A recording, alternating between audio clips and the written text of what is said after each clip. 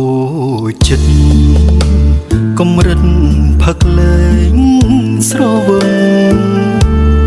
ទួងចង់ខឹងក៏មិនដឹងធ្វើអ្វីគេបានគុំពុតស្រលើកុំកែសន្តានថោកនោះថោកហូកាស្មើរកគ្នាឃើញហើយពីមុននៅក្រស្រីល្អពេកក្រៃស្គាល់នាងថ្មីអូនបានដៃព្រៃផ្សៃដល់ហើយហ៊ានយកប្តីគេមិនញញើតឡើយបាបខ្លាំងណាស់អូនអើថ្ងៃក្រោយស្ដាយក្រោយមិនខានយកប្តីគេដឹងទេឡើងរកាដែរហែលទឹកភ្នែកហើយទួរេកំជួបប្រាអូនក៏បត់ប្តី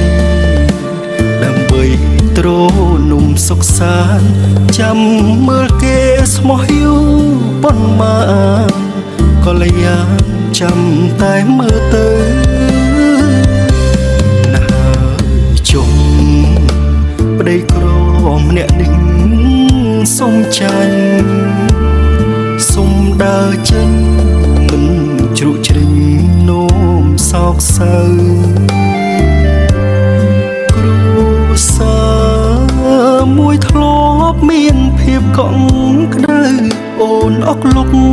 ឆាឆៅចែកផ្លូវអាណិតតែកូន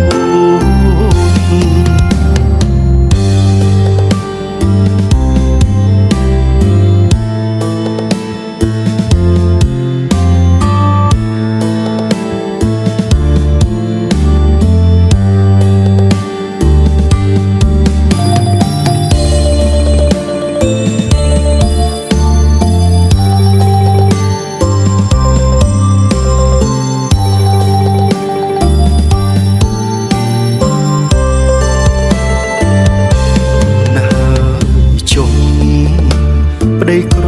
ម្នាក់នេះសុំចាញ់សុំដើរចេញមិនជ្រុកជ្រែងនោមសោកសៅ